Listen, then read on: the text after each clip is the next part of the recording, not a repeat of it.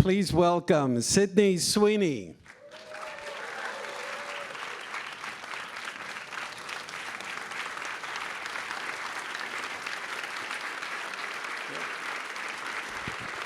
Thank you, guys. Welcome. What an amazing performance. Thank you. Sydney, just spectacular. And the one thing that I was really taken with is you balancing the vulnerability in the character. You show us how tough she can be, but tell us about that aspect, balancing her vulnerability and her toughness. Well, when I met Christy and I got to know her, I realized that she had a huge exterior toughness to her, but she was actually really shy. And there was a really soft, kind, loving person underneath this incredible fighter you guys get to see. And I fell in love with that aspect. I love complicated female characters, and she had so many layers to herself that I found really fascinating. Do you think that because of the fights that she had, that she was fighting at home, added to that duality that she has? Yeah, I mean, she says it where she says when she's in the ring, she feels free. And that's when everything goes quiet. And so the fights that she had at home, she almost had to realize that she had the strength within her. That you would think as a person watching her fight, it's like, you can beat up anybody. Like, why aren't you walking out? And I think that's the interesting part of domestic violence. And tell us about working the relationship with Ben, who's fantastic, as your husband, Jim. It's such a complicated relationship when you first meet as a professional relationship, then it morphs into a romantic relationship, and then it morphs once again into a nightmare. How did you guys work? How did you work out that relationship and the acting of it? Well, Ben, as you said, he's absolutely incredible. Like, Ben is one of the most amazing scene partners you could ever ask for. He really just makes you want to be better and go even further in everything that you do. But we span like 25 years of her life in this movie, and there's so much of herself that she has to hide, and I think that Jim is what the world wants from her. And as you can see, like at the dinner table, when her dad's looking at her, when he's there and he's smiling at her, and she's finally like, oh my God, my dad's proud of me, my dad's happy for me. And she constantly like wanted to make other people happy instead of herself. And there was a protection almost with Jim in the beginning of, she felt like, this is who's gonna help me get where I need to be. And he became very envious of her success, very controlling, manipulative, and it was almost like being trapped within her own mind because of how manipulative he came. Speaking of morphing, the movie starts like your typical sports feature, and then it morphs into a horror movie. Tell us about shooting that horrific scene with Ben. So that was all during our first week of filming. Yeah, we shot the scene with the mother when Christy finally goes and says, I need help, on Wednesday. That was Merritt's first scene. That was outside the house. Outside the house. That was her first scene on our first Wednesday, so day 3. And then the first Friday was the attack scene. We did the attack, walking out, getting in the car, all in one day on that Friday. And it was definitely not the way David, our director, wanted to shoot the entire film. He initially was hoping we could figure out how to get that entire week at the end.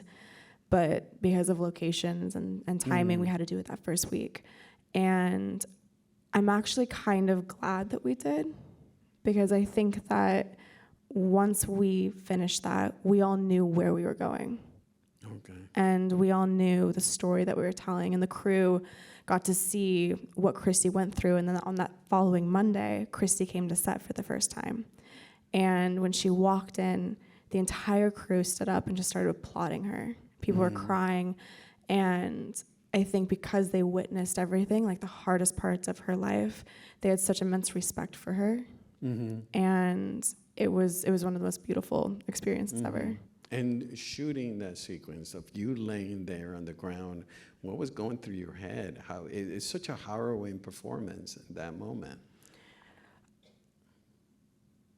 I still to this day have the hardest time thinking of like how did she actually survive? I mean, she got stabbed 8 times, and then the shot went through one of the stab wounds in her left lung. And the fact that she was able to hold on that entire time, I remember she was like, she kept repeating, "Motherfucker, you're not gonna be able to kill me." And I think that fight stayed with her the entire way through, no matter what. I mean, she stood up and her calf was sliced off. Yeah. And she walked out of the house. And then she was like, okay, car doesn't work. I'm going to walk to the hospital. Like, she was a fighter. She was in shock. She doesn't remember much. But she was a fighter. And so when I'm laying there, it's mainly just like having to fight through that as well. You produced this film. Why is this film so important for you to do and to get out and for people to see? Because I think it'll save lives. I think Christy will save lives. I think she's such an incredible advocate and role model. And she said one time in one of these Q&As, and it'll stay with me forever, she's like, I hope that this movie in 5 or 10 or 15 years, a dad sits down and shows it to his daughter and says, I don't want this to ever happen to you. And to be able to be a part of a film that can mean that much to someone and hopefully save someone's life or allow that person to be like, I want to be there to save someone else's life, that's more meaningful than anything. Any role that you do, there's responsibility that comes with it. But in this one, you have the responsibility of being, doing right for her. Was that something that was in your mind, thinking I have to be? Yes, it was I felt the weight of the responsibility like every single day. I trained like for 3 months leading up to starting the film. I started gaining weight before we even were greenlit. Like, we didn't have soft prep money or anything yet, and my team was like, are you sure? I was like, I'm doing this movie no matter what. And I started just physically transforming before we even had financing. And tell us, you had to gain weight, you had to fight, you refused to have stunts people on the set. You actually were there taking punches. You laughed, you enjoyed it. I did.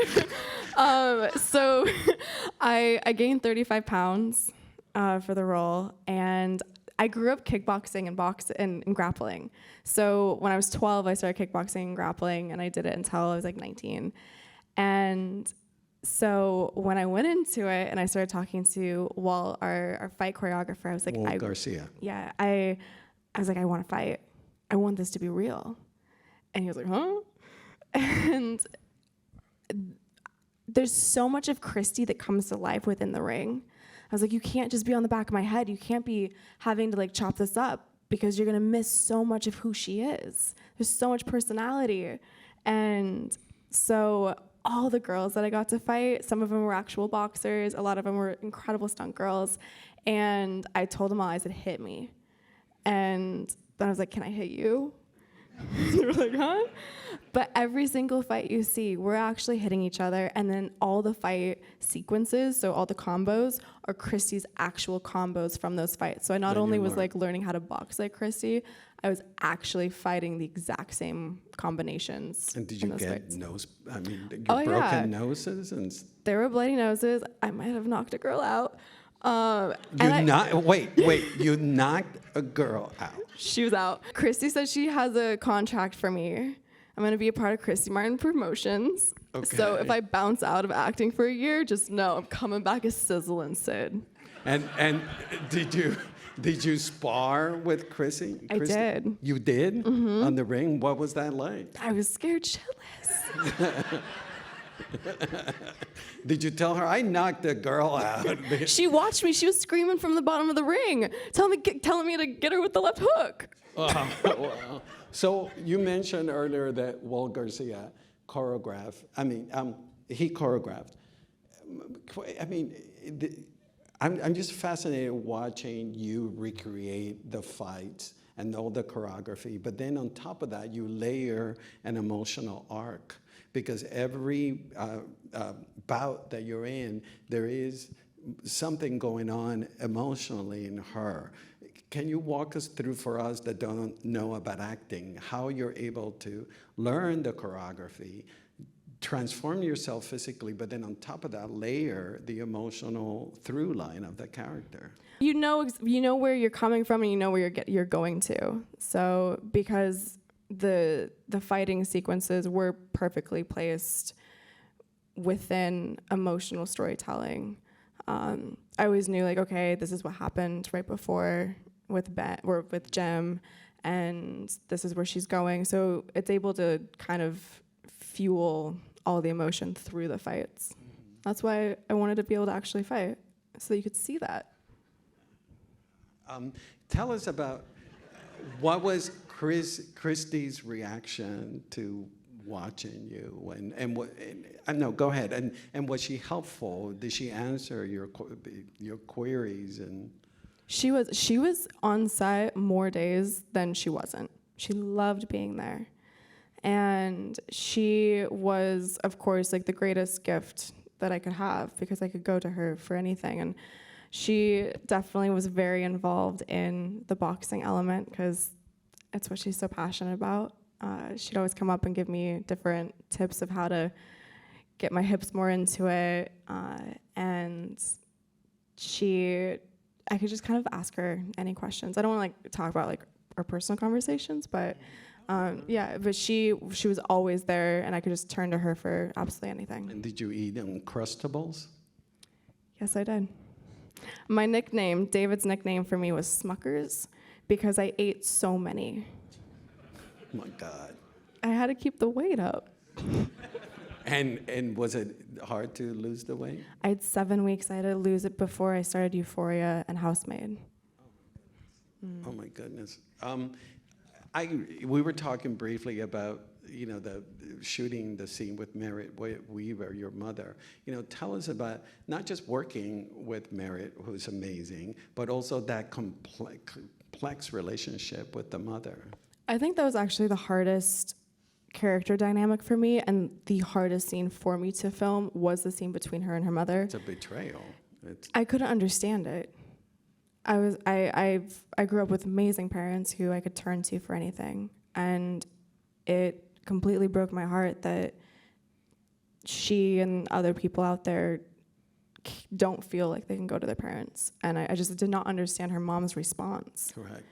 Yeah. And did Christy explain to you? She did. I mean, it's small town, mother never left, and just never understood, never accepted it. Mm-hmm. And working with Merritt was terrific. Incredible.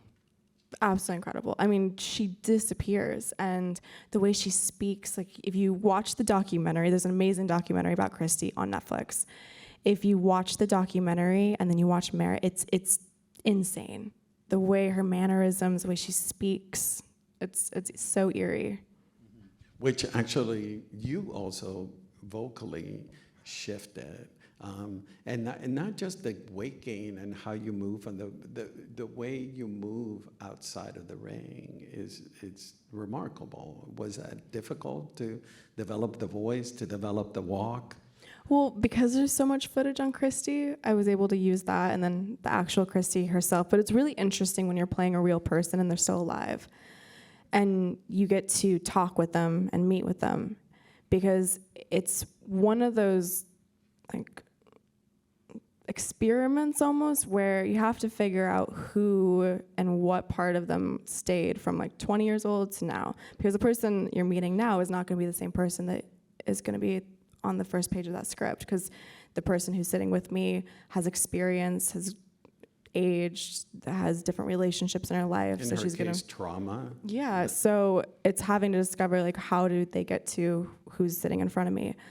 And so as the script or the movie goes on, like she's gonna talk differently as she leaves her town and she's now in Florida for longer and she's around Jim and the different fighters. She's gonna move differently because of the X amount of fights that she has. She's gonna be sore, she's gonna walk with a slouch a little bit more. There's all the elements because of her aging and then the trauma as well. Mm-hmm. But you mentioned to us earlier that you did not shoot chronologically. And finished, I mean, based on what you just told me, the fact that you're delineating her changes as she ages, her voice, her physical, how difficult was it shooting not in a chronology? I was really nervous going into it, but then once I realized how many times she changed her hair, like I had to wear so many different wigs, I was able to kind of track where I was in my life based on my wig. Which actually was a question of mine, that the fact that, yeah, the costume changes. How was it helpful for you to grapple, to deal with a character based on her outfits, the change to pink, for example? Yeah, I mean, anytime you get to fully transform yourself, whenever it's with costumes, wigs, contacts, like it's like putting on that other character's skin. Like I'll know the everything inside, but then all these other elements are kind of finishing the touches of it all.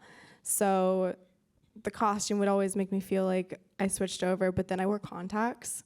So when I put the brown contacts in, that was like the final point for me. And tell us about working with David Michaud, the director who did, Animal Kingdom. He's from Australia. Tell us about working with him. He is amazing. He had such a love for Christy, and he always would say that this film it's an urgency to make it. He felt so urgent about it all the time, and he had so much care for her story. Mm-hmm. And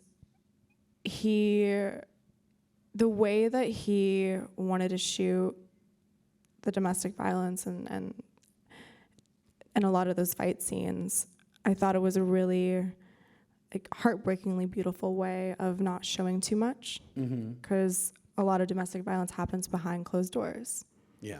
And it's scary when you don't see the actual thing. Mm-hmm. And so the way that he shot it, especially like the scene when you're pushing down the hallway and you just see her get pushed into the other room and you hear it. Yes. I always thought that it was such a brilliant way to really impact an audience through that. Mm-hmm. And did you guys talk about the tonal shifts in the film? That you do get to play everything in this film, including comedy, because Christy has this. She's so funny. She is funny. She's a spitfire. Yeah. I love her. I love the way she talks. She really didn't give a shit. Yeah. Did you learn a lot from? I learned so much from her. She's gonna be my best friend for life. Oh, I love her. Sweet. But going back to the question of with David working on the tonal shifts in the film, was that?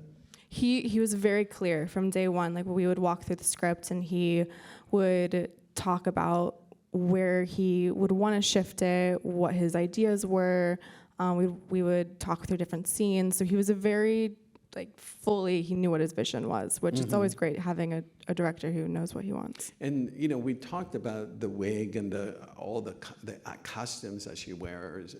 With a different costume designer or a different approach, it would become almost like a caricature. Instead, you remain so grounded. Another crazy one, all the outfits are real. So we would go through and find photos of Christy, her friends, just in her world, Don King, and they're all drawn from real life photos. And she would either find vintage pieces or she'd recreate them. So you're living within that world, very authentically. What has been the response from, you saw tonight the standing ovation, but people that come from abuse that have seen the film, have you gotten feedback? I have. I've had people after screenings come up to me, women who say that they just got out of something themselves, or other sister has. I've had so many people DM me recently. It's truly an honor to being able to be someone that people feel like they can turn to and talk to now. But it's also really sad to see how common it is. Yeah. Are you going to be involved with her, because she's an advocate now? She is. She has she has fights that are for charity. She's a huge inspiration of mine. So what's next, Sydney? I just wrapped Euphoria last week. Awesome. I was really blown away by this performance. Thank you. I've been a fan of yours. I've seen you in White Lotus. I've seen you in Euphoria. I've seen you in Immaculate. We talked about that, but this is a revelation. This is incredible performance. You feel proud of it. I'm so proud of it. You should be. Thank you. Really. And we will have you in February. Yes. Back. Thank you. During the festival. So excited. Thank you so much. Thank you for being here, Sydney. Thank you. Thank you, Thank you, everybody. Thank you, guys.